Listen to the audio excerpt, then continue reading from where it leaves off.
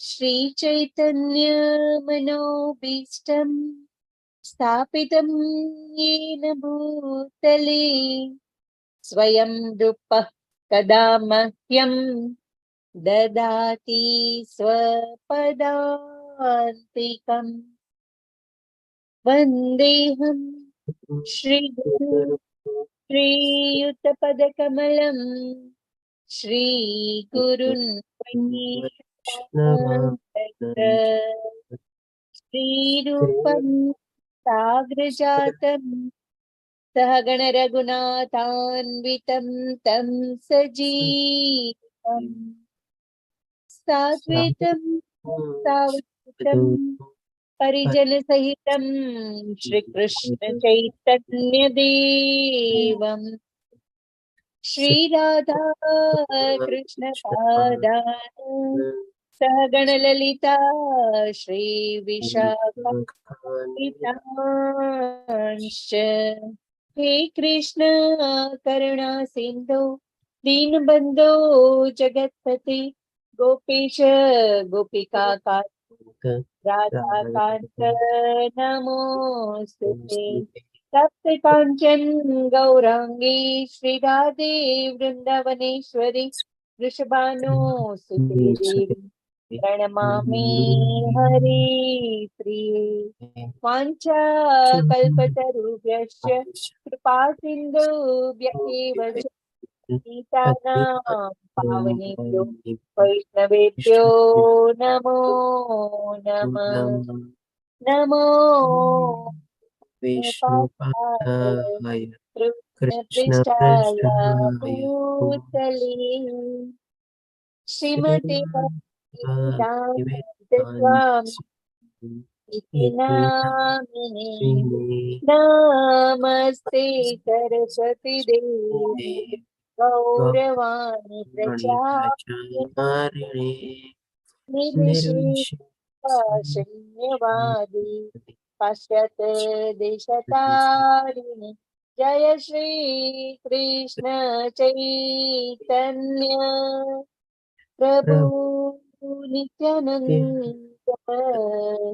श्री अद्वैत गदाधरा श्रीवासादि गौर भक्त वृंद। हरे कृष्णा कृष्ण कृष्ण हरे हरे राम राम राम हरे हरे। श्रील प्रभुपाद ने जय। सर्वने जय श्री कृष्ण।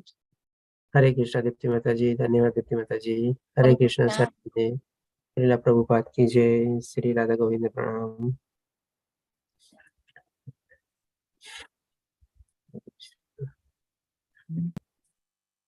તો આજે આપણે લેશું શ્રીમદ ભગવદ ગીતાનો 16મો અધ્યાય, જેનું નામ છે દૈવાસુર સંપદ વિભાગ્યો. આમાં ભગવાન શ્રી કૃષ્ણ આપણને દૈવી પ્રકૃતિ અને આસુરી પ્રકૃતિ વિશે જણાવશે, અને સાથે સાથે એ પણ જણાવશે કે ભાઈ જે લોકો આસુરી જીવન જીવે છે એની ગતિ શું થાય છે. અને એના સંદર્ભમાં ભગવાન શ્રી કૃષ્ણ આપણને નરકનું પણ વિશ્લેષણ કહેશે કે નરકના કયા કયા 3 દ્વાર છે કે જેનાથી આપણે બચેલું રહેવું જોઈએ. આ જે આપણા માટે બહુ અગત્યનો એટલા માટે કહી શકીએ કે આપણે લોકો અત્યારે કલયુગમાં જીવી રહ્યા છે, અને આપણે આમાંથી જાણી શકશું કે ભાઈ આપણી આજુબાજુ જે બધા માણસો હોય છે કઈ પ્રકારના હોય છે, કેવી પ્રકૃતિ ધરાવે છે, કેવી એની મનોસ્થિતિ હોય છે, કે જેથી કરીને આપણે એને પારખી શકીએ. અને સાથે સાથે આપણા માટે બીજી રીતે એટલા માટે મહત્વનું છે કે આમાં જે ભગવાન શ્રી કૃષ્ણ આપણને જે અસુરી લોકોનું જે ગુણો તો નહીં પણ એ લોકોની જે પ્રકૃતિ અને જે કેવી મનોદશા અને કેવી મનસ્થિતિની સાથે જીવે છે, એ લોકો કેવું કેવું વિચારે છે, વિચારવાની પ્રક્રિયા કેવી હોય છે, તો એના સંદર્ભમાં આપણે જોઈ શકશું કે આપણી અંદરમાં એવા કોઈ દુર્ગુણ નથી ને, તો જેથી કરીને આપણે કાઢી શકીએ. અને પેલા, બીજા અને ત્રીજા શ્લોકમાં ભગવાન શ્રી કૃષ્ણ સરસ રીતે 26 દૈવી ગુણો વર્ણવે છે. તો એ 26 ગુણોને પણ આપણે સમજી શકીએ કે ભાઈ આપણી અંદર આપણાથી ક્યાં ક્યાં ગુણો છે, ક્યાં ગુણો નથી, કયા ગુણો વધારે માત્રામાં છે, કયા ગુણો ઓછા માત્રામાં છે, કયા ગુણો આપણે વિકસાવવાના છે અને કયા ગુણો ઉપર આપણે વધારે ધ્યાન આપવું જોઈએ કે જેથી કરીને આ બધા જે સારા ગુણો છે જેને ભગવાન શ્રી કૃષ્ણ દૈવી ગુણો બતાવે છે એને આપણે અંદરમાં આપણે એને નિરૂપણ કરી શકીએ. અને જે ખરાબ ગુણો હોય, આપણે દુર્ગુણો જે હોય એને આપણે કેવી રીતે, અસુરી ગુણો જે હોય આપણે એને કેવી રીતે આપણે અંદરથી હટાવી શકીએ. એટલા માટે આ રીતે આપણે આ અધ્યાય બહુ જ અગત્યનો છે આપણે કે કારણ કે આપણે શું છે રોજબરોજની લાઈફમાં આવા ઘણા બધા માણસોના સાથે સંપર્કમાં આપણે આવીએ છીએ. ઘણી વાર આપણને થાય કે જો આ માણસ કેટલો સારો છે, કેટલું સારું વર્તન કરે છે, કેટલું સારું વિચારે છે, કેટલું સારું બોલે છે, કેવો શાંત માણસ છે, કેવો વિવેકપૂર્વક માણસ છે. અને ઘણી વાર આપણને સવારથી સાંજ સુધી એવા માણસો ભટકાય કે આપણે વિચારીએ કે આટલા ખરાબ માણસો બી હોય છે શું, આટલા દુષ્ટ માણસો હોય છે, કેવું કરે છે, કેવું વિચારે છે, કેવી લોકોની મનસ્થિતિ છે બધું. તો આપણે શું આ બધા અધ્યાય દ્વારા આપણે જાણી શકીએ કે ભાઈ કેવી રીતે આપણે આવા માણસોથી એટલે કે અસુરી વૃત્તિવાળા માણસોથી દૂર રહેવું જોઈએ. તો ભગવાન શ્રી કૃષ્ણ પહેલા, બીજા અને ત્રીજા શ્લોકમાં કહે છે, પૂર્ણ પુરુષોત્તમ પરમેશ્વર બોલ્યા, 3 શ્લોક એક સાથે છે આપણે. એ ભરતપુત્ર, નિર્ભયતા, આત્મશુદ્ધિ, આધ્યાત્મિક જ્ઞાનનું સંવર્ધન, જ્ઞાન, આત્મસંયમ, યજ્ઞ પરાયણતા, વેદ ધ્યાન, તપશ્ચર્યા, સાદાઈ, અહિંસા, સત્યતા, ક્રોધવિહીનતા, ત્યાગ, શાંતિ, છિન્દ્રાના વેષણમાં અરુચિ, જીવ માત્ર પર દયા, નિર્લોભીપણું, સૌમ્યતા, લજ્જા, નિશ્ચય, તેજ, ક્ષમા, ધૈર્ય, પવિત્રતા, ઈર્ષાથી મુક્તિ તથા માનની ઈચ્છાથી મુક્તિ. આ રીતે ભગવાન શ્રી કૃષ્ણ ટોટલ 26 ગુણો બતાવે છે અને શું કહે છે, આ સર્વ દિવ્ય ગુણો છે કે જે દૈવી પ્રકૃતિ વાળા દેવતુલ્ય પુરુષોમાં જોવામાં આવે છે. પુરુષો એક આપણે સિમ્બોલિક તરીકે છે આપણે, એનો મતલબ એમ નથી કે સ્ત્રીઓમાં આ બધા ગુણ નથી હોતા. સ્ત્રીઓ પણ આ બધા ગુણ કેળવી શકે છે, પણ ભગવાન શ્રી કૃષ્ણનો કહેવાનો અહીંયા મેઇન ભાવાર્થ છે કે જેનામાં આ બધા 26 ગુણો થઈ ગયા હોય તે એઝ ગુડ એઝ આપણે દેવતુલ્ય એટલે કે દેવી દેવતાઓની કેટેગરીમાં એ મનુષ્ય આવી જાય છે. અને મોસ્ટલી દેવી દેવતાઓમાં આ બધા 26 ગુણો આપણને જોવા મળે છે. આપણે આ રીતે ભગવાન શ્રી કૃષ્ણ કહે છે આ બધા દિવ્ય ગુણો છે અને જેમાં આ માણસો આ ગુણો વિકસિત કરી લે તો એઝ ગુડ એઝ પોતે દેવી દેવતા જેવા થઈ શકે, એટલે કે દેવતુલ્ય પુરુષોમાં જોવા મળે છે એમ કહીને આપણને સમજાવે છે. હવે જે અહીંયા ભગવાને 26 ગુણો જે વર્ણવ્યા એનું પણ આપણે સંક્ષિપ્તમાં થોડુંક સમજી લઈએ કે આ બધા ગુણો કેવી રીતે આપણે વિકસાવી શકીએ અને કેવી રીતે આપણા ઉપર પ્રભાવ પાડે છે. તો સૌથી પહેલું ભગવાન શ્રી કૃષ્ણ કહે છે કે નિર્ભયતા. નિર્ભયતા એટલે કે શું, કોઈ જાતનો ડર નહીં, ફિયર નહીં, એકદમ નિડર થઈ જાવ. અને એક રીતે કહી શકીએ ને કે આ નિર્ભયતા છે ને એકદમ ફાઉન્ડેશન છે. આ જો 26 ગુણો આપણે કેળવવા હોય ને તો સૌથી પહેલો પાયો છે ને નિર્ભયતાનો છે આપણે. અને આની ઉપર જ છે ને આપણે બાકી બધા ગુણોની આપણે ઇમારત ચણી શકીએ. જેમ કોઈ બહુ મોટી ઇમારત આપણે ચણવી હોય તો નીચે આપણે ફાઉન્ડેશન પેલા કેવું સ્ટ્રોંગ મજબૂત બનાવીએ. વધારે ઊંચું મકાન બનાવવું હોય તો વધારે સ્ટ્રોંગ ફાઉન્ડેશન બનાવીએ, એટલે કે જેટલી એની હાઈટ હોય, જેટલો વિસ્તાર હોય એ પ્રમાણે એટલું એનું મજબૂત ફાઉન્ડેશન બનાવાય. તો આ રીતે આપણે નિર્ભયતા જે છે ને આપણે જો આપણી અંદર આ બધા દૈવી ગુણોનો આપણે સંચાર કરવો હોય તો નિર્ભયતા સૌથી પહેલા આપણે કેળવવાનો છે. અને નિર્ભયતા આવે ક્યારે આપણામાં, કોણ કહેશે મને આના સંદર્ભમાં? નિર્ભયતા ક્યારે આવે આપણામાં? હરે કૃષ્ણ પ્રભુજી, જ્યારે હરે કૃષ્ણ. સંપૂર્ણ ભરોસો ભગવાન પર હોય ત્યારે આપણે નિર્ભય બની જઈએ કે જે કંઈ કરશે એ ભગવાન પોતે કરશે. ઓકે, સરસ. વિજય માતાજી. મારા માટે જે યોગ્ય હશે એ જ કરશે. બરાબર. કૌશલ માતાજી શું કહો છો? ભગવાન મારી સાથે છે એટલે કઈ મારી સાથે ખરાબ નહીં થવા દે એવો પૂર્ણ વિશ્વાસ. બસ બરાબર છે. ઓકે, બીજા કોઈને કઈ આમાં એડ કરવું છે આપણે? જે પ્રમાણે અવની માતાજી, કૃપા માતાજી, બસ પિયુષ વિજય પ્રભુજી. માતાજીએ કીધું એ જ છે કે આપણે એના પર ભરોસો રાખીએ. ઓકે, હમ- અવની માતાજી. હંમેશા સત્યના માર્ગે ચાલીએ તો નિર્ભય રહી શકીએ. બરાબર. તેના માર્ગે સત્ય એટલે શું? પરમાત્મા, આત્મા. બરોબર. તો ડેફિનેટલી જે પ્રમાણે વિજય માતાજીએ કીધું, હરે કૌશલ કૃષ્ણ. માતા. હરે કૃષ્ણ પ્રભુજી, બોલો. આપણું જ્ઞાન, કર્મ, ભક્તિ અને ધ્યાન તો ભગવાન તરફી હોય અને ભગવાનને માટે જ હોય તો ચોક્કસ આપણે એમાં નિર્ભય રહી શકીએ. સરસ પ્રભુજી, બરાબર છે આપનો આન્સર બી. તો ડેફિનેટલી આ બધા જે આન્સર આપ્યો, આમ કહીએ તો એકદમ પરફેક્ટ આન્સર આપ્યો છે બધા, કે જ્યારે આપણે ભગવાનને સાથે લઈને ચાલીએ, સત્યના માર્ગ ઉપર ચાલીએ, ભગવાન ઉપર પૂરો ભરોસો રાખીએ, ભગવાન સાથે આપણે પૂરી શરણાગતિ કરીએ. જે પોતપોતાને મ્યુટ કરી દેજો જેથી બેકગ્રાઉન્ડ અવાજ આવે. તો આપણે નિર્ભય કેળવી શકીએ. આના સંદર્ભમાં છે ને કે આપણને દાખલો આપું, આપણે શું આવી રીતે સંપૂર્ણ રીતે ભગવાનના ભરોસે બધું છોડી શકીએ છીએ? સંપૂર્ણ રીતે આપણે ભગવાનને આધીન થઈ શકીએ છીએ? સંપૂર્ણ રીતે આપણે ભગવાનની શરણાગતિ લઈ શકીએ છીએ? હરે કૃષ્ણ. આપણે બોલી તો બધા દીધું, આપણને એટલો ભરોસો છે ભગવાન ઉપર સંપૂર્ણ રીતે? ના, કારણ કે ભગવાને જ કીધું છે કે મારા પર ભરોસો રાખ, પણ કર્મયોગ પણ એટલો જ જરૂરી છે. બરાબર છે, ભરોસો તો રાખવાનો જ છે ભગવાન ઉપર, અને કર્મ પણ આપણે સાથે સાથે કરી જવાનું છે. એટલે પણ દરેક કર્મ કેવી રીતે? તો કે કૃષ્ણભાઈ ભાવના યુક્ત, બસ કૃષ્ણ પ્રત્યર્થી અથવા કૃષ્ણભાઈ ભાવના યુક્ત થઈને જો આપણે કર્મ કરીએ અને પછી ભગવાન ઉપર છોડી દઈએ કે ભગવાન મેં મારાથી બનતા બધા પ્રયાસો કર્યા છે, મેં મારું તન મન બુદ્ધિ બધું સંપૂર્ણપણે 100% આપી દીધું છે, અને હવે હું આપની અર્પિત કરું છું, હવે જેવી આપની ઈચ્છા. બસ આવી ટાઈપનો ભરોસો લઈને આવી ટાઈપ રીતે આપણે જો કર્મ કરીએ તો આપણે ભગવાનને સંપૂર્ણ રીતે શરણાગત થઈ શકીએ અને ભગવાન ઉપર આપણે ભરોસો રાખી શકીએ. અને આવી રીતે જે આપણે શરણાગતિ અને ભરોસો રાખ્યો હોય તો ભગવાન આપણને સાથ આપવાનો જ છે, ભગવાન આપણો હાથ ઝીલવાનો જ છે, ભગવાન આપણને આંગળી પકડીને આગળ દોરવાના જ છે આપણે. તો આ રીતે જેમ આપણે નિર્ભયતા કેળવવાની છે એના સંદર્ભમાં છે ને કે આપણે દાખલો લઈએ. આપણે નાનું બાળક હોય ને, આપણે માતા પિતા લોકો કે કોઈ આપણે ઘરમાં મહેમાન કે કોઈ આવે ને રમાડે ને, તો ઘણી વાર રમાડતા રમાડતા તમે જોજો ઘણા લોકોને એવી હેબિટ હોય, બાળકને આમ ઉપર હવામાં ઉછાળે અને પછી પાછું એને પકડે તમારે. તો જ્યારે બાળકને ઉપર ઉછાળે, બાળક કેટલું ખિલખિલાટ હસતું હોય છે, કેટલું ખુશ થતું હોય છે, એના ફેશિયલ એક્સપ્રેશન કેટલા ખીલેલા હોય છે. એને જરાય ડર હોય છે કે ભાઈ હું નીચે પડી જઈશ, મારું માથું ભાંગી જશે, મારા હાડકા પગ તૂટી જશે, મને ઈજા થશે, હું ઘાયલ થઈ જઈશ? જરાય હોય છે? ઉલટાનો કેટલો ખુશ થતો હોય છે ને આવી રીતે આમ રમાડતા રમાડતા ઉપર ઉછાળે, કારણ કે એને છે ને ભરોસો હોય છે, એને વિશ્વાસ હોય છે કે નીચે મને સંભાળવા વાળો છે ને ઊભો છે આપણે. તો આવો ટાઈપનો જો આપણે ભરોસો રાખીએ, આવી ટાઈપની આપણી શરણાગતિ રાખીએ ને બાળક જેવી આપણે, ત્યારે કહી શકીએ કે ભાઈ ભગવાન આપણો હાથ ધરે છે, ભગવાન આપણને મદદ કરે છે, અને એ રીતે આપણે છે ને નિર્ભયતાનો ગુણ આપણી અંદર કેળવી શકીએ. આજે આપણને કોઈ આપણને ઉપર ઉછાળે તો આપણી કેવી અવસ્થા થાય? પેલા થપ્પડ બે મારી દઈએ, આ શું કરસ? આવી રીતે આમ કરાતું હશે, ખબર નથી હું પડી જઈશ તો? ધક્કો બી કોઈ માણે છે આપણને તો એ આપણને કેવો ડર લાગે છે, તરત આપણે એના પર ખીજાઈ જઈએ છીએ. દેખાતું નથી, હું પડી જઈશ, મારા હાથ પગ ભાંગશે, મને વાગશે, ત્યાં હું પડી જઈશ તો મને હું બળી જશે, કંઈક જલતું વલતું કંઈક હોય તો આપણે આવી રીતે આપણે કહીએ છીએ કે નહીં? બોલો.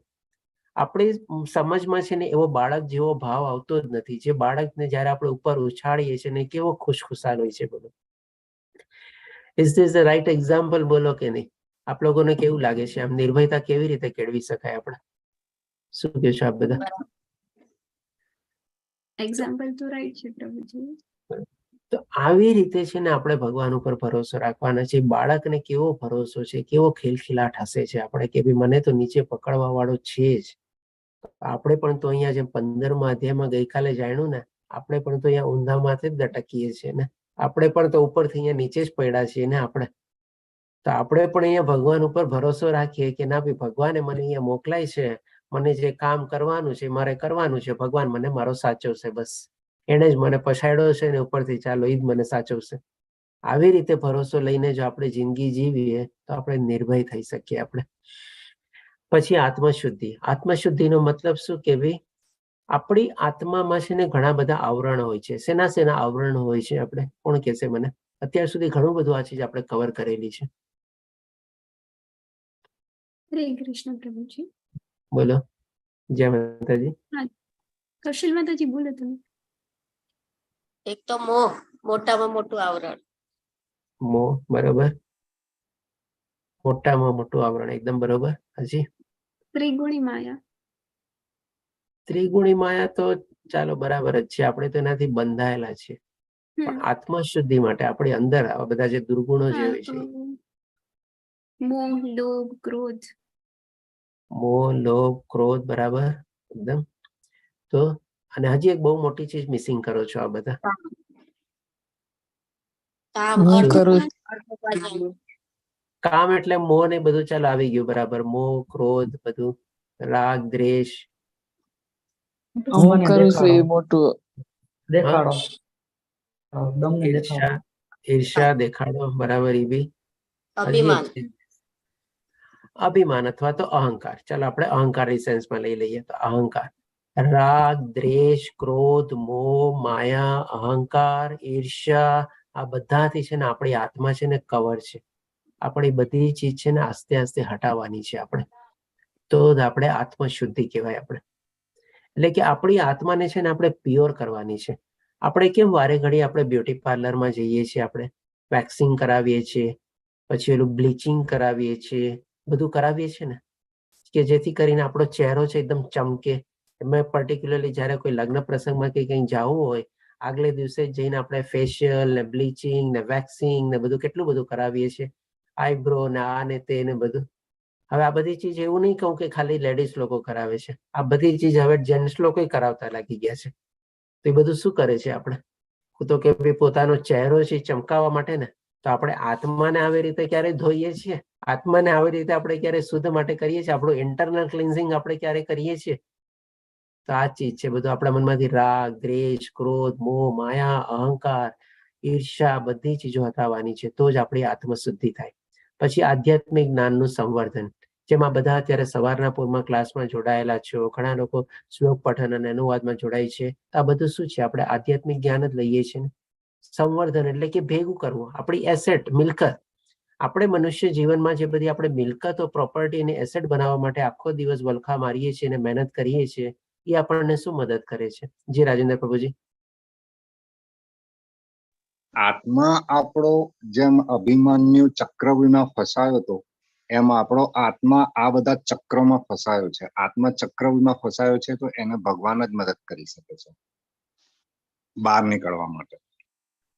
ઓકે, પ્રયત્ન તો આપણે કરવાના છે ને. હા, પણ મદદ. અને ગીતામાં એક ક્યાંક આમ એવું બી મેં સાંભળ્યું છે કે કર્મ કરતો જા, હાક મારતો જા, મદદ તૈયાર છે. બરાબર છે, ભક્તિ કરતો જા, હાક મારતો જા, મદદ તૈયાર છે. સાચી વાત છે. આપણે આગળ વધવાનું છે, એક એક પગલું કરીને આગળ વધવાનું છે. ભગવાન આપણી આંગળી પકડવાના છે, જે પ્રમાણે અર્જુનની આંગળી પકડીને એને યુદ્ધ જીતાડ્યું, એવી રીતે ધર્મના માર્ગ ઉપર ચાલતો હતો, સત્યના માર્ગ ઉપર ચાલતો હતો, ભગવાન તો આપણી સાથે રહેવાના જ છે. એટલે કે આ રીતે આપણે જણા ડેફિનેટલી સરસ રાજેન્દ્ર પ્રભુજી શેરિંગ કરવા બદલ. આધ્યાત્મિક જ્ઞાનનું સંવર્ધન એટલે કે આપણે જે બધી મિલકત ને બધું જે આપણે પ્રોપર્ટી ને એસેટ સમજીએ છીએ, એ આપણું એને ભેગું કરવા માટે કેટલી બધી મહેનત કરીએ છીએ. તો શું આપણે કઈ સાથે જવાનું છે? કઈ નથી જવાનું. ત્યારે આ જે આપણે આધ્યાત્મિક જ્ઞાન આપણે કેળવશું, જેટલી ભગવાનની ભક્તિમાં પ્રવૃત્ત થશું, એ આપણી બધી મિલકત છે, આપણી એસેટ છે આપણે. અને એ છે ને આપણી આત્મા કેરી ફોરવર્ડ કરશે. જેમ ગઈકાલના અધ્યાયમાં ભગવાને બતાવ્યું ને કે કેવી રીતે ગુલાબના ફૂલમાંથી એટલે સુગંધ ચાલી જાય છે, એવી રીતે આપણો અંદર આત્માથી નીકળી જવાનું છે, એક શરીરમાંથી બીજા શરીરમાં પ્રવેશવાનું છે. પણ એની સાથે શું ભાતું લઈને જાય છે એ આપણે જાણ્યું હતું ને. મરતી વખતે કેવી ઈચ્છા હોય આપણી, પછી આપણા કેવી અતૃપ્ત ઈચ્છા હોય, કેવા આપણા કર્મો હોય. આ બધા જે આવા અકર્મ જે છે ને, આપણે આધ્યાત્મિક કર્મ છે ને, એ બધી આપણી આત્મા પોતાની સાથે લઈને જાય છે. બાકી કઈ ચીજ સાથે લઈને નથી જવાની આપણી આત્મા.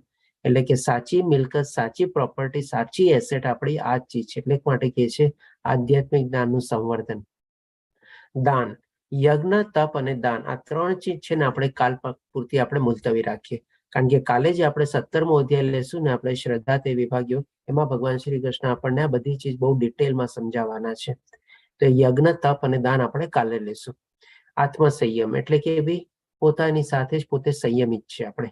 યજ્ઞ પરાયર્થા એટલે કે યજ્ઞ પણ આપણે કાલે લેશું.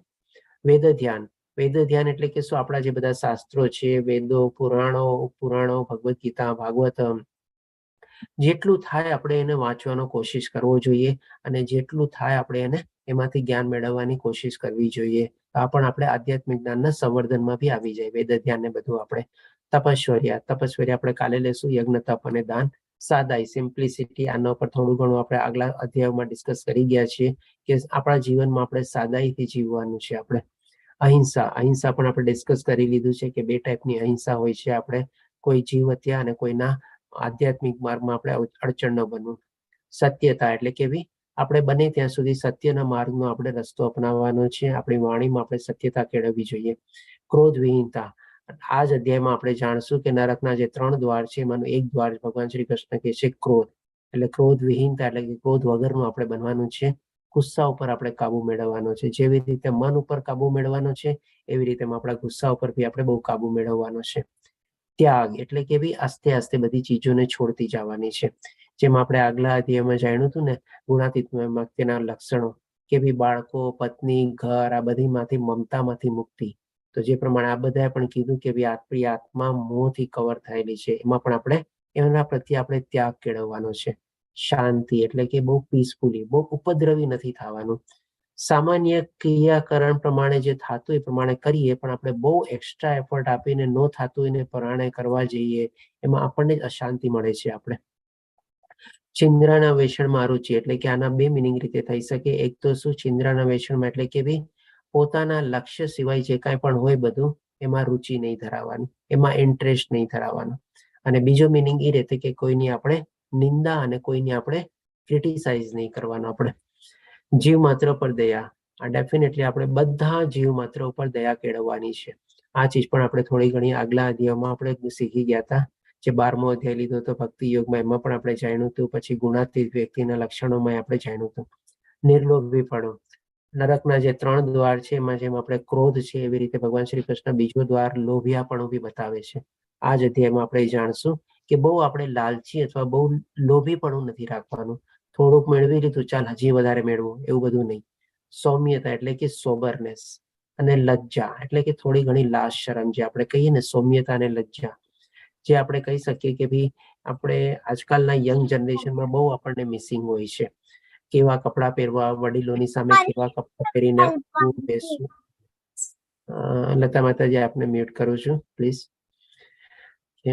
કે ભાઈ આપણા વડીલોની સામે, આપણા ગુરુજનોની સામે કેવા કપડાં ધારણ કરીને આપણે બેસવું જોઈએ, કેવી આપણે બેસવાના પોસ્ચર હોવા જોઈએ, કેવી આપણે બોલવાની સ્ટાઇલ હોવી જોઈએ, કેવી રીતે વિનમ્રતાથી આપણે એને આદરપૂર્વક આપણે વર્તવું જોઈએ, બોલવું જોઈએ. આપણે આ બધી ચીજો આપણે કહી શકીએ કે આજના યંગ જનરેશનમાં થોડું ઘણું આપણને મિસિંગ દેખાય છે. આપણે જે લોકો પોતાને મોડર્ન સમજતા હોય એમાં થોડુંક વધારે આ મિસિંગ દેખાય છે આપણને. સૌમ્યતા અને લજ્જા. નિશ્ચય એટલે કે ભાઈ એકદમ પોતે દ્રઢ નિશ્ચયપૂર્વક ભગવાનની ભક્તિમાં એમાં પોતે આગળ વધવાનું છે. જે પોતે નિર્ણય લીધેલા હોય એને પોતે અડગ દ્રઢપણે આપણે નિભાવવાના છે. તેજ એટલે કે શું, જેનામાં આ બધા ગુણો હોય છે, એનું એક પ્રભાવશાળી વ્યક્તિત્વ હોય છે. એ વ્યક્તિ તમે ક્યાંય પણ જઈને ઉભા રહેશે, એનું જોજો તમે, આજુબાજુ માણસો બી એને વીટળાઈ વળશે, બધા પૂછવા આવશે, એને પૂછશે તમે કેમ છો, એને આદરપૂર્વક બેસાડશે, એને પૂછશે, કરશે, માનપૂર્વક એને આપશે. એટલે કે એના અલગ ટાઈપનો ઓરા હોય છે. તેજ. ક્ષમા એટલે કે ભાઈ ડેફિનેટલી ક્ષમાવૃત્તિ આપણે કેળવવાની છે. ધૈર્ય એટલે કે થોડું પેશન્સ રાખવાનું છે. આપણે બધી ચીજોમાં બહુ ઉતાવળા નથી થવાનું. ઉતાવળા જો થવું હોય આપણે આપણી ભક્તિમાં આગળ વધવા માટે આપણે થોડું ઘણું ઉતાવળા થવાનું. પવિત્રતા એટલે કે ભાઈ આપણે શરીરની પવિત્રતા, મનની પવિત્રતા અને વાણીની પવિત્રતા આપણે જાળવવાની છે. ઈર્ષ્યાથી મુક્તિ, ડેફિનેટલી આપણે ઓલરેડી સમજી ગયા છીએ કે ભાઈ આપણી આત્મા શુદ્ધિ માટે આપણે ઈર્ષ્યા અને દંભ પણ આપણે હટાવવાની જરૂર છે. તથા માનની ઈચ્છાથી મુક્તિ, આ પણ એક બહુ સરસ ચીજ છે. આપણે બધા દૈવી ગુણો માની લો આપણે કેળવી લીધા હોય તો પછી આપણે એવી પોઝિટિવ અહંકાર બી આપણે નથી કેળવવાનો કે ભાઈ બધા આવીને મને પૂછે, બધા આવીને મને પૂજે, મને માન સન્માન આપે, આવી રીતે. એટલે કે માનની પણ આપણે ઈચ્છાથી આપણે મુક્તિ કેળવવાની છે, કારણ કે એ પણ એક આપણા અહમને પોષે છે. આપણે આ રીતે ભગવાન શ્રી કૃષ્ણ જે 26 ગુણો બતાવ્યા એને આપણે સંક્ષિપ્તમાં કવર કર્યા. હવે ભગવાન શ્રી કૃષ્ણ આપણને કહે છે 4થા શ્લોકમાં કે હે પાર્થ, દંભ, ઘમંડ, અભિમાન, ક્રોધ, કઠોરતા તથા અજ્ઞાન, આ આસુરી પ્રકૃતિ વાળા માણસોના ગુણો છે. એટલે એક રીતે કહી શકીએ કે આ બધા દુર્ગુણો આવા પ્રકૃતિ વાળા માણસોમાં હોય છે, આસુરી પ્રકૃતિ વાળા માણસોમાં.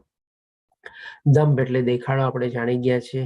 ઘમંડ એટલે કે ભાઈ જે બધી ભૌતિક ચીજો હોય ને, એની પાસે પૈસો હોય, એની પાસે માલ મિલકત હોય, સારી એવી ગાડીઓ હોય, કોઈ પ્રોપર્ટીઝ હોય, એ બધાનો પોતે બહુ ઘમંડ અનુભવતો હોય આપણને કે ભાઈ મારી પાસે આટલી બધું એટલે કે મટીરિયલ ચીજો, ભૌતિક ચીજો જેણે બધી ભેગી કરેલી હોય, સંવર્ધન કરેલું હોય, એનું એને પોતાને બહુ ઘમંડ આવી જાય. અને અભિમાન એટલે કે શું? જે આપણે મટીરિયલ ચીજ નથી, એટલે કે ફિઝિકલ એક્ઝિસ્ટન્સ જેનું નથી. જેમ કે શું, ઘણા લોકોને પોતાના રૂપનું બહુ અભિમાન હોય. આપણે ઘણા લોકોની પાસે કોઈ એવી વિદ્યા અથવા કોઈ એવી જ્ઞાન અથવા એવી ડિગ્રી આવી જાય, એનું એને અભિમાન હોય. ઘણા લોકોને શું એવા કોઈ પોતાનું સ્ટેટસ હોય, હોદ્દો ધરાવતા હોય, એનું અભિમાન એને હોય. ઘણા લોકોને શું છે, તો અભિમાન ક્યારેક ક્યારેક પોઝિટિવ સેન્સમાં બી વપરાય છે. જેમ કે આપણે કહીએ ને કે ભાઈ મને મારી દીકરી અથવા દીકરાના હોશિયારી ઉપર બહુ અભિમાન છે, એટલે કે થોડાક સારા પોઝિટિવ સેન્સમાં વપરાણું આપણે, કે જેનાથી એના મા બાપ લોકો ગર્વ અનુભવે છે આપણે. પણ મોસ્ટલી આપણે શું છે, ઘમંડ અને અભિમાન આવી રીતે જો આપણે કેળવીએ તો એ આપણા અસુરી ગુણો તરીકે જ વર્ણવાય.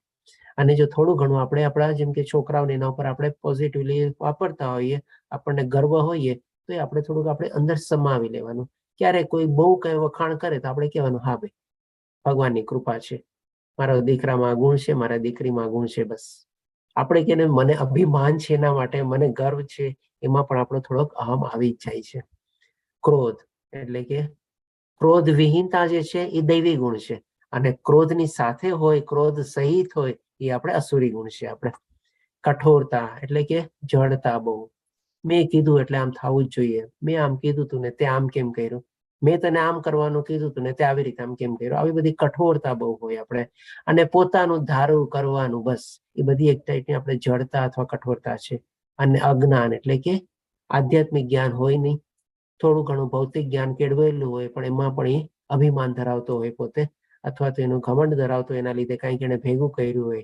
એટલે કે કઈ ને કે આત્મજ્ઞાન સંવર્ધન રિલેટેડ જે ભગવાને આપણને દૈવી ગુણમાં બતાવ્યું, એનાથી જસ્ટ ઓપોઝિટ. આને ભગવાન શ્રી કૃષ્ણ અજ્ઞાન કહે છે. અને 13મા અધ્યાયના 8 થી 12મા શ્લોકમાં જે ભગવાને આપણને બતાવ્યું ને 20 ચીજો, આ 20 ચીજોમાંથી કોઈ ચીજ હોતી નથી. તો એ બધું અજ્ઞાન જ થયું ને. આપણે ભગવાને જેમાં કીધું હતું ને કે આ જ જ્ઞાન છે, આના સિવાયનું બધું અજ્ઞાન છે. તો આ બધું અસુરી વાળા, પ્રકૃતિ વાળા માણસોમાં હોય છે. આપણે હવે ભગવાન શ્રી કૃષ્ણ છે ને પહેલા, બીજા અને ત્રીજા શ્લોકમાં જેમ 26 ગુણ બતાવી દીધા, એમ 4 થી લઈને 20મા શ્લોક સુધી છે ને ભગવાન શ્રી કૃષ્ણ ડિટેલમાં આખું વર્ણન કરશે. અસુરી પ્રકૃતિ કેવી હોય છે, એ લોકો કેવું વિચારે છે, એ લોકોની મનસ્થિતિ કેવી હોય છે, કેવા કાર્યમાં પ્રવૃત્ત થાય છે, એ લોકોના પ્લાન કેવા હોય છે, આ બધું ભગવાન ડિટેલમાં વર્ણવશે. તો આ બધું ભગવાન ડિટેલમાં શું કામે વર્ણવે છે? કારણ કે આપણે જાણતા હતા કે ભાઈ આપણે અત્યારે કલયુગમાં છીએ. અર્જુન મારફત દ્વારા આપણને કેવડાવવામાં આવેલું છે કે ભાઈ આપણે જયારે કલયુગમાં જીવશું ને, ત્યારે વધારે વધારે માણસો આપણી સામે આવા અસુરી માણસો જ આવવાના છે. અને હોઈ શકે આવા ઘણા ખરા દુર્ગુણો આપણી અંદર બી હશે, અને આપણે પણ એવું વિચારતા હશું ક્યારેક ક્યારેક, અને આપણી પણ એવી મનસ્થિતિ ક્યારેક ક્યારેક થઈ જતી હશે. તો એને કેવી રીતે આપણે નાબૂદ કરવી, કેવી રીતે આપણે એ બધા લોકોથી દૂર રહેવું, અળગા રહેવું, એટલા માટે ભગવાન શ્રી કૃષ્ણ ડિટેલમાં આપણને 20મા શ્લોક સુધી આખું અસુરી વૃત્તિ વિશે સમજાવે છે. એટલે ચોથા શ્લોકથી શરૂ થઈ ગયું. પહેલા અહીંયા 6 દુર્ગુણો બતાવ્યા.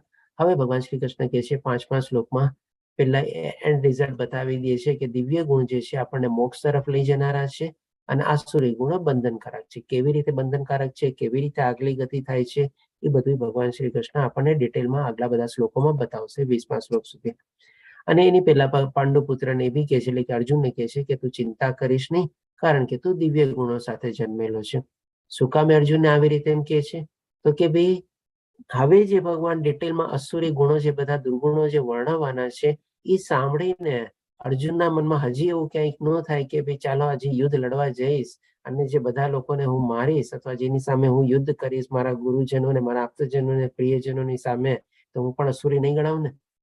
એટલા માટે હજી પોતે ભયભીત ન થાય, એટલા માટે એને કહે છે કે ભાઈ તું તો દૈવી ગુણ સાથે જન્મેલો છે. અને બીજું કારણ એ જે મહત્વનું કારણ છે કે જે આપણે જાણીએ છીએ, પાંડુ પુત્રો જે બધા હતા, કુંતી માતા અને માદ્રી માતાને જે જન્મેલા હતા, અને એ બધા છે ને કંઈક ને કંઈક દેવી દેવતાઓના વરદાન થકી બધા એમને પુત્રો પ્રાપ્ત થયેલા હતા. જેમ કે આપણે યુધિષ્ઠિર મહારાજ છે, એ કોણ કહેવાતા? તો કે ભાઈ યમરાજના પુત્ર કહેવાતા. ભીમ તો કે આપણે પવન પુત્ર કહેવાતા. અર્જુન તો કે ઇન્દ્રનો પુત્ર કહેવાતા. એવી રીતે નકુલ અને સહદેવ આ બધા પાંડુ પુત્રો જે 5 હતા એ બધા દૈવી ગુણો એટલે કે ભગવાન દેવી દેવતાઓના વરદાન દ્વારા કુંતી માતાને અને માદ્રી માતાને પ્રાપ્ત થયેલા હતા. એટલા માટે અહીંયા ભગવાન શ્રી કૃષ્ણ કહે છે દૈવી ગુણો સાથે જ જન્મેલો છે આપણે.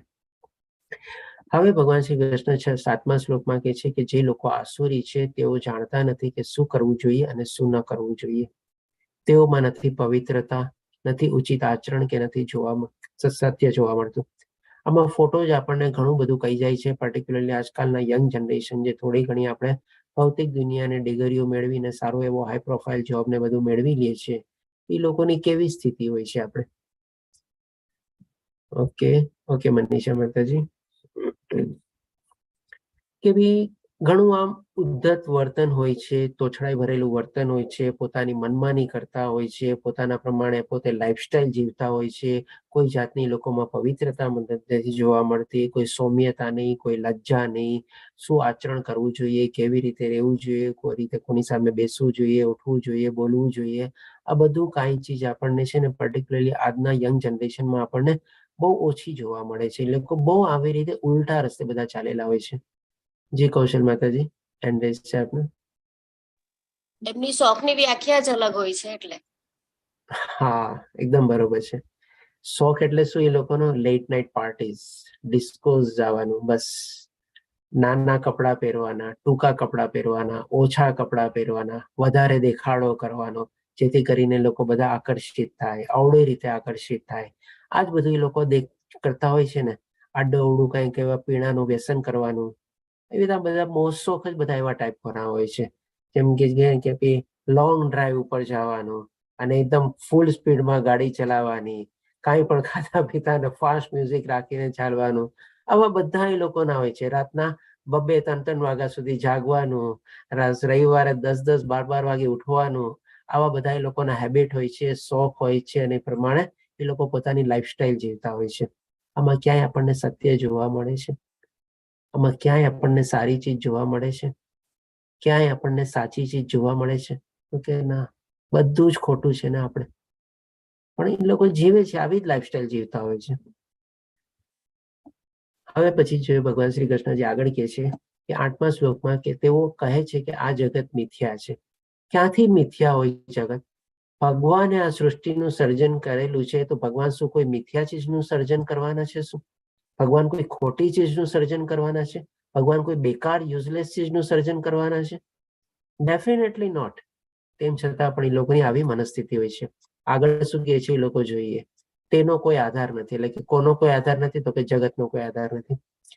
ભગવાને ક્યાં અધ્યાયમાં આપણને કીધું હતું કે આખું જે ચર અચર મારા થકી જ ઉદ્ભવેલું છે ને બધું મારા આધારે રહેલું છે? 8મો અધ્યાય જ્ઞાન વિજ્ઞાન યોગ. બરાબર, ખૂબ સરસ અક્ષય પ્રભુજી. શેનું એક્ઝામ્પલ આપીને ભગવાને કીધું હતું કે મારા આધારે રહેલું છે? જેવી રીતે મોટી માળામાં ગૂંથાયેલા હોય છે તેવી જ આ જગત જે કાંઈ છે સર્વ કાંઈ મારા આધારે રહેલું છે. બોલો, આટલું સરસ એક્ઝામ્પલ આપીને ભગવાને આપણને સમજાવેલું છે કે જેમ મોતીનો માળા બધા ગૂંથાયેલી હોય છે, બધામાંથી ધાગા રૂપી ભગવાન પાસ થયેલા છે અને મારા આધારે રહેલું છે, તો પછી ક્યાંથી લોકો કહી શકે કે આ જગત મિથ્યા છે અને જગતનો કોઈ આધાર નથી? પછી હજી આગળ શું કે છે? તેનું નિયમન કરનાર એટલે કે એનું એડમિનિસ્ટ્રેશન કરનાર કોઈ ભગવાન નથી. લ્યો, ક્યાં અધ્યાયમાં ભગવાને આપણને કીધું હતું કે જે મારા નિયમોના શાસન હેઠળ કાર્યકૃત કરે છે? આ બધું યાદ છે કોઈને? અક્ષય પ્રભુજી. 10મો અધ્યાય લગભગ 10મો. 9મા અધ્યાય. 9મા અધ્યાય. રાજગૃહ યોગ. રાજગૃહ યોગમાં ભગવાન આપણને કહે છે કે જેમાં અંદર પણ છું, બહાર પણ છું. પછી બધું સમજાવે છે ને, એમાં આપણને 4થા કે 5મા શ્લોકમાં આપણને સમજાવે છે કે ભાઈ આખી સૃષ્ટિનું જે શાસન છે મારા નિયમન હેઠળ ચાલે છે. તો ક્યાંથી આપણે કહી શકીએ કે એના એડમિનિસ્ટ્રેટર કોઈ નથી આપણે? અને હજી આપણને 15મા શ્લોકમાં બી તો સમજાવ્યું ને કે જેટલા ગ્રહો છે મારી શક્તિ દ્વારા ભ્રમણ કક્ષામાં રહેલા છે. તો પછી એનું નિયમન જ કરે છે ને. હવે માણસો, આ લોકો અસુરી વૃત્તિવાળા માની લો આવી રીતે આમ બધું ખોટું કહેતા હોય. હવે પોતે ખોટું કહેતા હોય અને પોતાની થિયોરી કંઈક ચલાવવી હોય, એટલે કે શું કે ભાઈ કંઈક ને કંઈક પોતાનું લોજિક બી આપવું જોઈએ ને. પહેલા તો એને સામેવાળાને ખોટો પુરવાર કરવો છે. એટલે કે એને કીધું કે જગત મિથ્યા છે, એનો કોઈ આધાર નથી, કોઈ ભગવાન નથી, કોઈ એનું નિયમન કરનાર નથી. તો ભાઈ આ બધું શેનાથી ચાલે છે? એટલે હવે પોતાનું લોજિક આપે છે. તો પોતાનું લોજિક શું છે? એટલે કે તેમનું કહેવું છે કે તે કામેચ્છાથી ઉત્પન્ન થયેલું છે અને કામ સિવાય તેનું બીજું કોઈ કારણ નથી. એટલે કે કામેચ્છાથી એટલે કે અહીંયા કામેચ્છાનો મતલબ શું છે? તો કે વાસના. એટલે કે વાસનાથી એટલે કે સ્ત્રી પુરુષના સંયોગ દ્વારા જ આખી સૃષ્ટિનું સર્જન થયેલું છે અને ઉત્પન્ન થયેલું છે. કારણ કે પહેલા એને શું કીધું? જગત મિથ્યા છે અને કોઈ આધાર નથી. તો એના પુરવાર માટે પોતાનું લોજિક શું કે છે? તો કે ભાઈ કામેચ્છાથી ઉત્પન્ન થયેલું છે. હવે બીજું શું કે છે કે કામ સિવાય એટલે કે અનિયંત્રિત ઈચ્છાઓ. અહીંયા કામનો મિનિંગ ઈચ્છાઓ છે. પેલા કામેચ્છાનો મતલબ છે આપણે વાસના, અને કામ સિવાય બીજું તેનું બીજું કોઈ કારણ નથી. એટલે કે શું? ખાલી આ જે ભૌતિક દુનિયા છે ને ભોગવે રાખો, બસ. એમાં પોતે જે ઈચ્છાઓ થાય ને ઈચ્છાઓ પૂરે કરો, ખાઓ પીઓ અને મોજ કરો, બસ. એટલે કે આ રીતે એ લોકો પોતાનું લોજિક બતાવે છે. તો જો આવું જોઈ ખાલી કામેચ્છાથી અને કામથી જો આ સૃષ્ટિ ચાલતી હોય અને સૃષ્ટિ આગળ વધતી હોય, તો આજની તારીખમાં પણ આપણને ભગવાન શ્રી કૃષ્ણ આપણને કહે છે કે ભાઈ પોતે બીજ પ્રદાતા પિતા છે. આપણે 14મા અધ્યાયમાં જાણ્યું ને, ભગવાને કીધું તો આપણને, અને એના થકી જ છે ને આપણને સંતાન પ્રાપ્તિ ને બધું થાય છે. જ્યારે એની કૃપા હોય ને ત્યારે જ. અને એની કૃપા ન હોય ને તો આજે જોઈએ છે ને કે ઘણા દંપતીઓ એવા હોય છે કે ઘણા પ્રયાસો કરે છે, સંતાન પ્રાપ્તિ નથી થતી. અને ઘણા એવા આર્ટિફિશિયલ ઉપાય બી લોકો બતાવવાના કોશિશ કરે છે, તેમ છતાં પણ એમાં સફળતાનો રેશિયો બહુ ઓછો હોય છે. તો જો ખાલી કામેચ્છી થાય ને અને કામેચ્છાથી જો કામથી સૃષ્ટિ ચાલતી હોય તો ભગવાનનું કામ જ નહોતું ને. તો આ રીતે આપણે સમજી શકીએ છીએ કે લોકો કેવી વૃત્તિ ધરાવે છે, કેવી લોકોની આપણે કહે ને કે મનોવૃત્તિ હોય છે, અને કેવી લોકો વિચારવાની પ્રક્રિયા હોય છે બધી અસુરો લોકોની. પછી હજી આગળ 9મા શ્લોકમાં કહે છે કે આવા નિષ્કર્ષને અનુસરનારા. આવા નિષ્કર્ષ એટલે કે શું? જે પ્રમાણે આગલામાં એ લોકોએ પોતે કન્ક્લુઝન બાંધ્યું ને કે ખાલી કામ ભોગવવા માટે દુનિયા છે ને કામેચ્છાથી સૃષ્ટિ આગળ વધે છે. એટલે કે આવી ટાઈપની વિચાર શ્રેણી લોકો ધારણ કરીને એને ફોલો કરે છે, એટલે કે અનુસરનારા. આત્મજ્ઞાન ગુમાવી દીધેલા. કોઈ જાતનું કે આત્મજ્ઞાન તો છે જ નહીં. હશે એ પણ ગુમાવી દીધેલું હશે. બુદ્ધિહીન આસુરી લોકો, આને ભગવાન શ્રી કૃષ્ણ બુદ્ધિહીન આસુરી લોકો તરીકે વર્ણવે છે. એવા અહિતકર અને ભયાવહ કાર્યોમાં પરોવાયેલા રહે છે કે જગતના વિનાશ માટે છે. આજે આપણે જોઈએ છીએ ઘણા લોકો આપણી આજુબાજુ એવા હોય છે કે ટેરોરિઝમ એક દાખલો લ્યો, આપણે આતંકવાદી દાખલો લ્યો, આ બધા દેશો વચ્ચેના જે યુદ્ધ લ્યો, આપણે ઘણા એવા આંતરિક યુદ્ધો બી આપણે ચાલતા જ રહેતા હોય છે. મારી કરન્સી વધારે પાવરફુલ છે, મારી ઇકોનોમી સ્ટ્રોંગ થાય, હું આમ કરી લઉં તેમ કરી લઉં. એટલે કે એકબીજા દેશોને પોતે પાછળથી મદદ કરે અને આવા આટકતરી રીતે કઈ યુદ્ધો નોતરે ને બધું. આ પણ શું છે? એક જાતની આપણે કે અસુરી વૃત્તિ જ છે ને બધી. અને જે કે ને કે બહુ સોફિસ્ટિકેટેડ વેમાં એ લોકો આવી રીતે ટેરોરિઝમ કરે છે. આપણે ટેરોરિઝમ, આતંકવાદ એટલે કે શું સમજીએ છીએ કે ભાઈ બોમ્બ ફેંકો અને ગોળી મારવી ને આ બધું કરવું નહીં. પણ આ રીતે જે આટકતરી રીતે જે પાછળ જે આતંકવાદનો ફેલાવો થાય છે ને, એ તો આપણે કલ્પના પણ નથી કરી શકતા. દેશના મોટા રાજકારણીઓ લોકો છે ને આમાં સારી રીતે કહીને કે પરોવાયેલા હોય છે. અને આવી રીતે આપણે આખા દુનિયાનું વિનાશ સર્જન માટે એ લોકો કરે છે આવી અલગ અલગ ટાઈપની પ્રવૃત્તિઓ અને કાર્યો બધા. તો આ જ રીતે અહીંયા ભગવાન શ્રી કૃષ્ણ આપણને સમજાવે છે. હજી આગળ 10મા શ્લોકમાં કહે છે કે કદાપી સંતુષ્ટ ન થનારા કામનો આશ્રય લઈને. ડેફિનેટલી ઈચ્છાઓ ક્યારેય સંતોષવાની નથી આપણે. એટલા જ માટે કહે છે કદાપી સંતુષ્ટ ન થનારા કામ નો આશ્રય લઈને તથા ગર્વના મદમાં. ગર્વ કે થોડું ઘણું કાંઈ મેળવી લીધેલું હોય એમાં એ લોકોને અભિમાન આવી જાય છે. તથા મિથ્યા પ્રતિષ્ઠામાં ડૂબેલા આસુરી લોકો આ રીતે મોહગ્રસ્ત થઈને હંમેશા ક્ષણભંગુર વસ્તુઓ દ્વારા અપવિત્ર કર્મનું વ્રત લેતા હોય છે. બધી ચીજો ટેમ્પરરી હોય છે, ક્ષણભંગુર જ હોય છે. પણ એમાં પણ શું, એ લોકો જે વ્રત લે છે ને, એટલે કે આસુરી લોકો શું બી વ્રત લેતા હશે? આપનો પ્રશ્ન થાય. તો ડેફિનેટલી આસુરી લોકો વ્રત લે છે. કેવા વ્રત લે છે આપણે એક બે દાખલા દ્વારા સમજી લઈએ.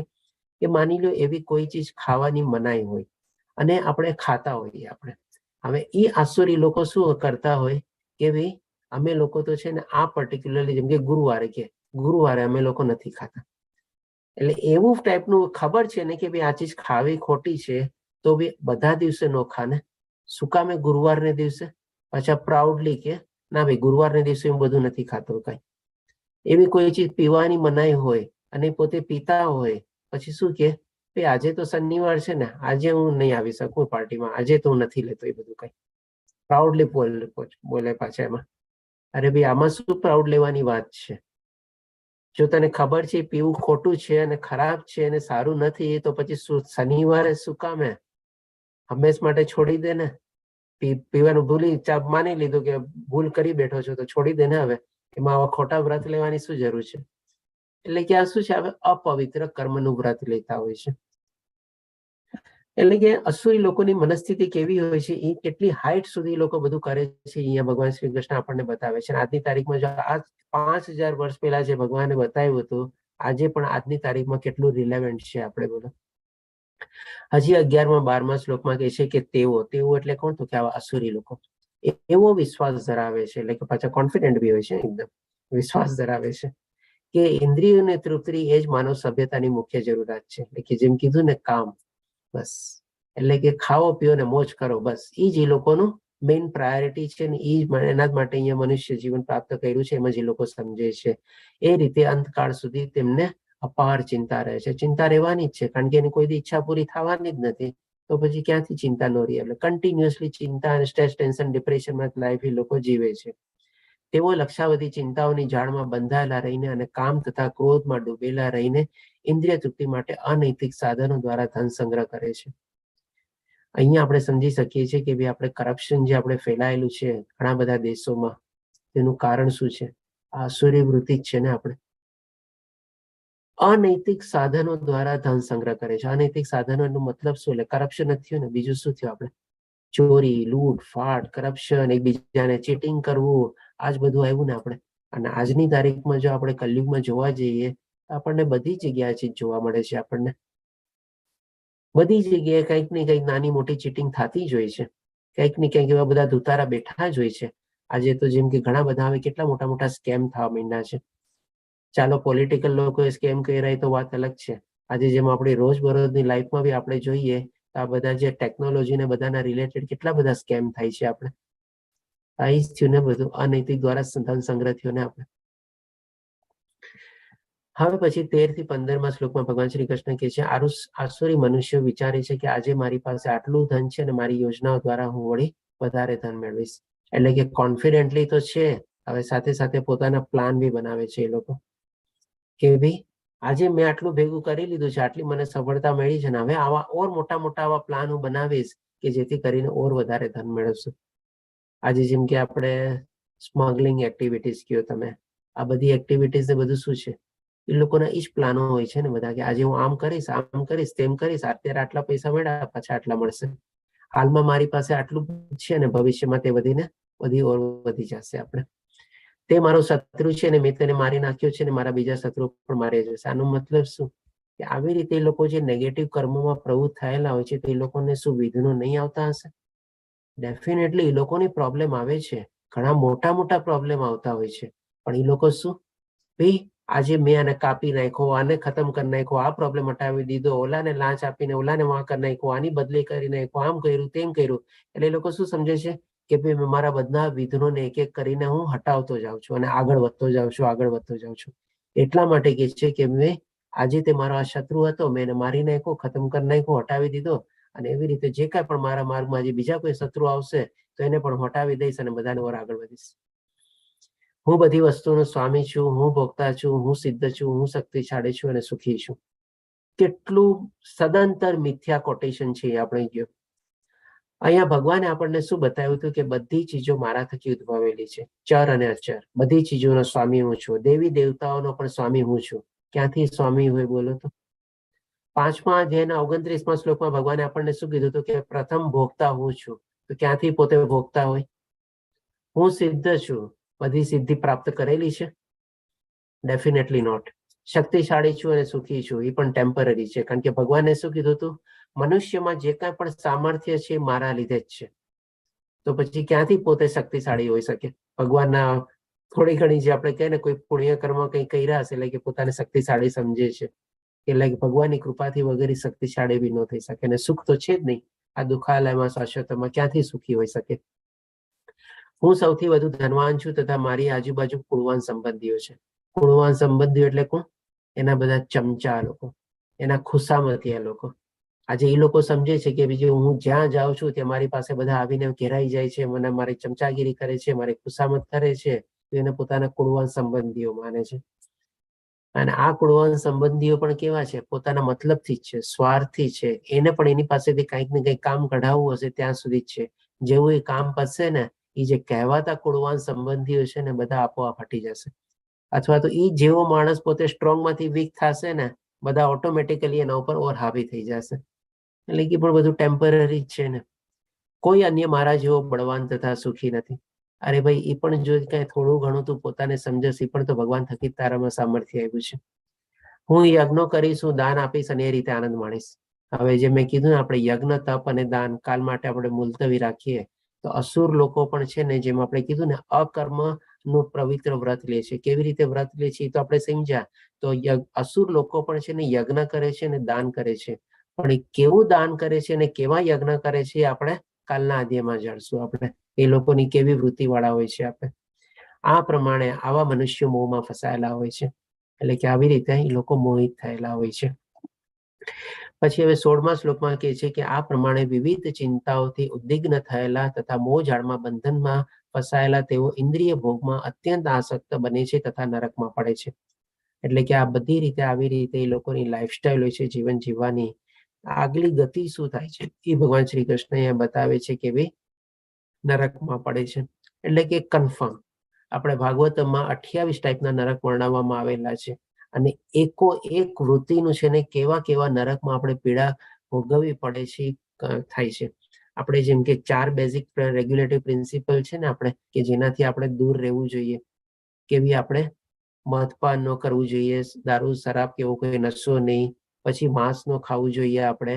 પછી આપણે શું છે કે ભાઈ પર સ્ત્રીનો આપણે અથવા પર પુરુષનો આપણે સંભોગ ન કરવો જોઈએ, એને ભોગવવાનો જોઈએ. આ રીતે બધાની છે ને અલગ અલગ સજા આપણે આપેલી છે. જેમ કે કોઈને દારૂ કે એનો પીવાનો શોખ હોય ને, તો નરકમાં જાય ને ત્યારે ઓલું સીસું હોય ને અથવા લેડ એ ટાઈપની ધાતુ હોય છે તમારે, એને છે ને ગરમ ગરમ ઉકાળવામાં આવે અને એ પછી એને પીવડાવવામાં આવે કે લે તારે આવું બળતરૂપ વાળું જલન વાળું તને દારૂ પીવાનો શોખ હતો ને, તો આ ઉકળતું છે પી. હવે બોલો, પર સ્ત્રી અથવા પર પુરુષનો સંબંધ કોઈ હોય તો એના માટે નરક યાત્રામાં શું છે સજા? તો કે ભાઈ શરીર એટલે માણસનું છે ને શરીર, પુરુષ અથવા સ્ત્રીનું એવું સરમ લોઢાનું શરીર હોય, એને એકદમ ગરમ ગરમ આપણે ગરમમાં આવે એકદમ લાલ થઈ જાય ને એવું, અને પછી એને કે ભાઈ લે હવે આને તું ભેટ, કે ભાઈ અત્યારે બહુ શોખ છે ને પર સ્ત્રી ને પર પુરુષને ભોગવવાનો, આવી રીતે ભોગવ. જે માંસ ને બધું ખાતા હોય એના માટે શું છે તો કે ભાઈ તેલમાં છે ને એને તળીને એને ખાવામાં આપવામાં આવે છે. બોલો કે ભાઈ આલે તને આવી બધી જીવ જંતુઓને મારીને તને ખાવાનો શોખ છે ને, હાલે એમાં તને પોતાને તળીને તને ખાવામાં આપું છું.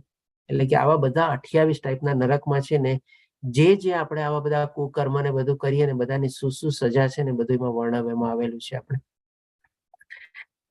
એટલે કે નરકમાં જવાના છે. હવે પછી 19મા શ્લોકમાં કહે છે કે જે લોકો ઈર્ષાળુ તથા ક્રૂર છે અને નરાધમ છે તેમને હું વિભિન્ન આસુરી યોનિઓમાં મૂકીને નિરંતર ભવસાગરમાં નાખ્યા કરું છું. ક્યારે એ લોકો ભગવાન સુધી પહોંચવાના જ નથી. કારણ કે અહીંયા ભગવાન કહે છે કે ભાઈ નિરંતર ભવસાગરમાં, અને શેમાં એ પણ પાછા આસુરી યોનિમાં છે. એટલે કે જે લોકો આવા આસુર હોય છે એની ગતિ શું થાય છે? નરકમાં તો જાય છે અને કન્ટિન્યુઅસલી એક જન્મ પર જન્મ એ લોકો એમાં ને એમાં જ એ લોકો ભોગવતા જ રહે છે બધું. આપણે પછી હવે ભગવાન શ્રી કૃષ્ણ કહે છે 20મા શ્લોકમાં, હે કુંતી પુત્ર, આવા મનુષ્યો આસુરી યોનિમાં વારંવાર જન્મ ગ્રહણ કરીને ક્યારેય મારા સુધી પહોંચી શકતા નથી. એટલે કે મોક્ષ અને મુક્તિ તો ભૂલી જ જાઓ, ક્યારેય એ લોકો ભગવાનના ધામ સુધી પહોંચી શકતા નથી. તેઓ ક્રમશ અત્યંત અધમ જીવનની ગતિ પામે છે. એટલે કે જન્મો જન્મ સુધી લોકો આવા શરીરો ભોગવે છે. પશુઓનું શરીર કયો, અસુરોનું શરીર કયો, કે જેવું હોય આપણે જેમ 84 લાખ ટાઈપની યોનિઓ છે ને. આપણે ગઈકાલે કદાચ થોડું ઘણું આના ઉપર પ્રશ્નોત્તરી થઈ હતી, આપણે ડિસ્કસ કર્યું હતું ને, તો અત્યારે તમે જોજો આ સંદર્ભમાં, આ અધ્યાયના સંદર્ભમાં ઘણા બધા એ પ્રશ્નો બી આપણા ક્લિયર થઈ જશે કે ભાઈ મૃત્યુ પછી કેવું આપણને શરીરને બધું મળે છે. જન્મો જન્મ સુધી આપણને મળે છે. અને મનુષ્ય જીવન જે છે આપણને બહુ મુશ્કેલીથી મળેલું હોય છે. આપણે અને એનો જો આપણે સદુપયોગ ન કરીએ તો આ મનુષ્ય જીવન આપણું બેકાર જાય અને કેટલા જન્મો સુધી આપણે આવી અસુરી યોનિમાં કે એમાં આપણે ભોગવવું પડે, ગોડ નોસ. પછી હવે ભગવાન શ્રી કૃષ્ણ 21મા શ્લોકમાં કહે છે આ ચીજ પણ આપણા માટે બહુ જ જરૂરી છે, મહત્વની છે. અત્યાર સુધી આપણે આસુરી વિશે જાણ્યું છે. એમાં કીધું હતું ને, ચોથા અધ્યાયથી ચોથા શ્લોકથી લઈને 20મા શ્લોક સુધી ભગવાન શ્રી કૃષ્ણ આસુરીની મનોવૃત્તિ, એ લોકોની વિચારવાની પ્રક્રિયા, એ લોકોની કાર્ય કરવાની પદ્ધતિ, બધું વિશે આપણને ડિટેલમાં સમજાવશે કે જેથી કરીને જાણીને આપણે સમજી શકીએ આપણા આજુબાજુ કોઈ એવા માણસો સાથે આપણે જો ભટકાઈ જઈએ તો આપણે એનાથી કેવી રીતે અળગું રહેવાનું, કેવી રીતે આપણે પોતાને એનાથી દૂર રહેવું આપણે જાણી શક્યા. અને થોડું ઘણું જો આપણા અંદરમાં હોય આવા બધા આસુરી આપણે વૃત્તિ, તો એને પણ આપણે હટાવવી જોઈએ આપણે. હવે ભગવાન શ્રી કૃષ્ણ આપણને 21મા શ્લોક કહે છે કે આ નરકના 3 દ્વાર છે. જે ભગવાને કીધું ને કે કન્ટિન્યુઅસલી નરકમાં જાય છે એ લોકો, તો એ નરકના દ્વાર આપણને બતાવે છે. ક્યાં? તો કે કામ, ક્રોધ અને લોભ. કામ એટલે કે શું? ઈચ્છા, આપણે અનિયંત્રિત ઈચ્છા. ક્રોધ એટલે ગુસ્સો, આપણે જાણીએ છીએ. ને લોભ એટલે કે લાલચની બધું. દરેક શાણા મનુષ્ય તેમનો ત્યાગ કરવો જોઈએ, કારણ કે તેમનાથી આત્માનું પતન થાય છે. એટલે કે આપણે શું છે, આ જે 3 દ્વાર બતાવ્યા છે ને નરકના, એનાથી આપણે પોતાની જાતને બચાવવાની છે આપણે. અને એ રીતે જો આપણે પોતાની જાતને બચાવી લઈએ તો આ મનુષ્ય જીવન જે આપણને મળેલું છે ને, અને આપણી અંદર જે રહેલી આત્મા છે ને, એનો આપણે ઉદ્ધાર કરી શકીએ. આપણે પ્રયત્ન કરીએ ભક્તિ માર્ગમાં આપણે પ્રવૃત્ત થઈને, અને જો આપણા ભક્તિ સારી હોય તો કદાચ હોઈ શકે આ મનુષ્ય જીવનમાં જ આપણને મુક્તિ પ્રાપ્ત થાય, અથવા તો ભગવાનના ધામમાં પહોંચી જઈએ.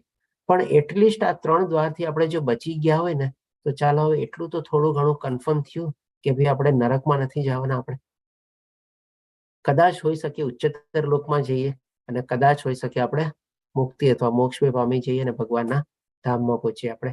કારણ કે પછી શું છે, આપણે આ 3 દ્વાર જો બંધ કરી દીધેલા હોય તો આપણા માટે રસ્તો પછી વન વે થઈ ગયો ને. વન વે એટલે ઉપરની તરફ જ જવાનું છે આપણે.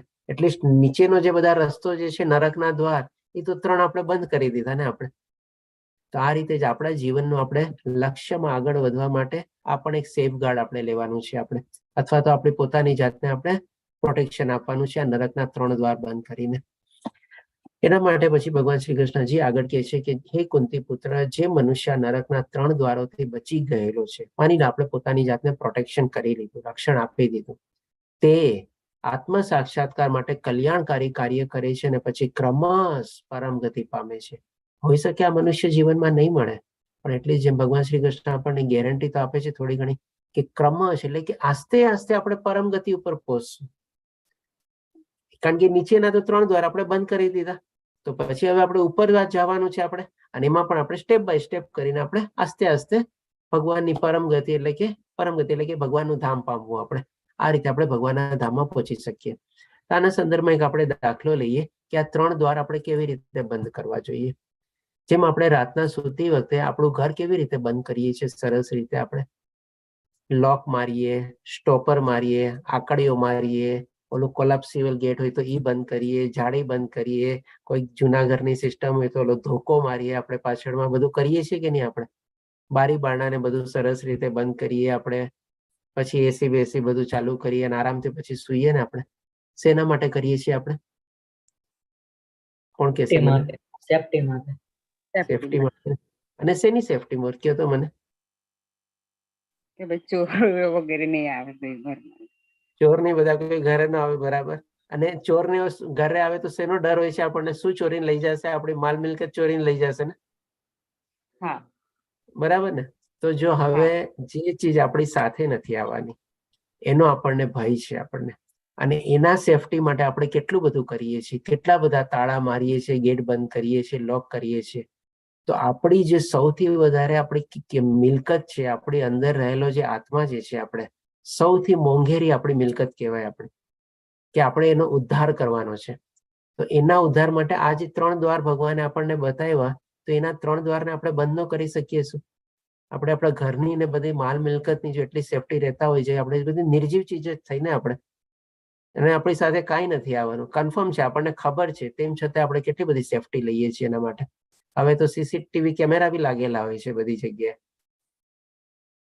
તો આપણે પણ એવી સીસીટીવી, આપણા જે કેમેરા ભગવાને આપણને આપેલા છે, એ કેમેરાથી જે ઓલા 3 દ્વાર છે એને આપણે કેમ બંધ નથી કરતા? જો એ 3 દ્વારને આપણે બંધ કરી દઈએ તો અહીંયા જેમ ભગવાન શ્રી કૃષ્ણ આપણને બતાવે છે કે ક્રમશ પરમ ગતિ પામે છે, તો એના પ્રત્યે આપણે કેવી રીતે આપણે બેદરકાર રહી શકીએ? આપણે એટલે કે આપણે બહુ સરસ મજાને આપણને ભગવાન શ્રી કૃષ્ણ રસ્તો બતાવે છે કે કામ, ક્રોધ અને લોભ આ 3 ચીજથી પણ જો આપણે બચી જાશું ને તો પણ આપણે છે ને ઘણું બધું આપણે કહે ને કે ભાઈ આપણે પોતાની સેફટી માટે જાળવી લીધેલું છે આપણે. એટલીસ્ટ નરકમાં તો નહીં જઈએ આપણે, પછી આસ્તે આસ્તે ઉપરના લોકમાં જ જાશું. અને કોને ખબર ક્યારેક ક્યારેક એવી ભક્તિ થઈ જાય આપશે આપણે તો ભગવાનની આપણે પરમધામમાં પહોંચી જશું. અને પછી ત્યાં પહોંચી ગયા પછી તો આપણે પાછું આવવાનું જ નથી. 8મા અધ્યાયમાં ભગવાન એકદમ કન્ફર્મ કહી દીધું છે, 15મા અધ્યાયમાં એકદમ કન્ફર્મ કરી દીધું છે કે ભાઈ એકવાર જે મારા ધામમાં પહોંચી જાય છે ફરીથી પાછો નીચે આવતો જ નથી. તો આપણે આ રીતે 3 દ્વાર આપણે બંધ કરવાના છે આપણે. અને પછી હવે 23મા શ્લોકમાં ભગવાન શ્રી કૃષ્ણ કહે છે જે મનુષ્ય શાસ્ત્રોના આદેશોની અવહેલના કરે છે અને પોતાની ધૂનમાં આવે તે મનસ્વી વર્તન કરે છે તે નથી સિદ્ધિ પામતો, નથી સુખ પામતો કે નથી પરમ ગતિ પામતો. તો આના ઉપરથી હવે આપણો કાલનો અધ્યાય જે 17મો અધ્યાય છે શ્રદ્ધાત્રય વિભાગ્યો, જેમાં અર્જુન પ્રશ્ન પૂછશે પહેલા ભગવાન શ્રી કૃષ્ણ કે જે લોકો શાસ્ત્રની અવહેલના કરે છે તો એ લોકો કયા પ્રકારનું જીવન જીવે છે? એ લોકો સતોગુણમાં ગણાય, રજોગુણમાં ગણાય કે તમોગુણમાં ગણાય? એના સંદર્ભમાં ભગવાન શ્રી કૃષ્ણ આપણને આખા અધ્યાયમાં ટોટલ 5 ચીજ બહુ સરસ રીતે વર્ણવશે આપણને કે કેવી રીતે આપણે ભગવાનની શ્રદ્ધા કેળવી શકીએ છીએ, કેવી રીતે આપણે ભગવાનમાં આપણી આસ્થા, વિશ્વાસને આપણે કેળવી શકીએ છીએ. તો આના સંદર્ભમાં આપણે કાલે 17મો અધ્યાય લેશું આપણે કે શ્રદ્ધાત્રય વિભાગ યોગમાં ભગવાન શ્રી કૃષ્ણ આપણને સમજાવશે કે આપણી શ્રદ્ધા કેવી કેવી કેળવાય છે અને કેટલા 3 પ્રકારની આપણી શ્રદ્ધા હોય છે. અને ડેફિનેટલી જો આપણે શાસ્ત્રોની અવહેલના કરીએ તો અહીંયા તો ભગવાન શ્રી કૃષ્ણ શોર્ટમાં આપણને રિઝલ્ટ બતાવી દે છે, નથી સિદ્ધિ પામતો, નથી સુખ પામતો કે નથી પરમ ગતિ પામતો. આ રીતે આપણો અહીંયા 16મો અધ્યાય કમ્પ્લીટ થાય છે. વાંછા કલ્પતરુભ્યશ્ચ કૃપા સિંધુભ્યૈવ ચ પતિતાનાં પાવનેભ્યો વૈષ્ણવેયો નમો નમઃ. હરે કૃષ્ણ કૃષ્ણ કૃષ્ણ હરે હરે, હરે રામ રામ રામ હરે હરે. શીલા પ્રભુપાદ કી જય. શ્રી રાધા ગોવિંદ પ્રણામ. આના સંદર્ભમાં જો કોઈ પ્રશ્ન હોય તો લઈ શકીએ છીએ આપણે. હરે કૃષ્ણ.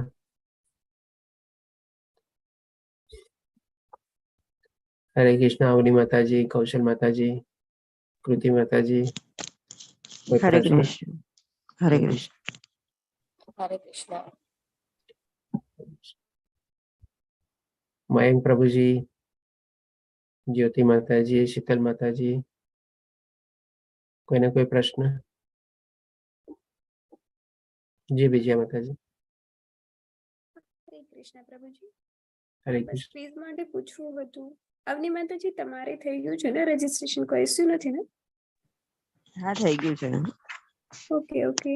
અને લતા માતાજી તમારે?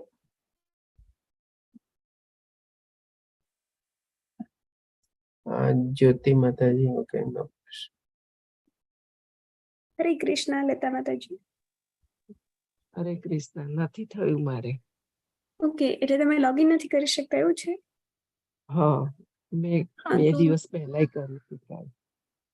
ઓકે, હું તમને રજીસ્ટ્રેશન માટેનો વિડીયો શેર કરીશ અને લિંક શેર Okay. કરીશ. તમે ટ્રાય કરજો અને ના થાય એનાથી તો મને મેસેજ રાખજો, હું તમને રિપ્લાય કરીશ.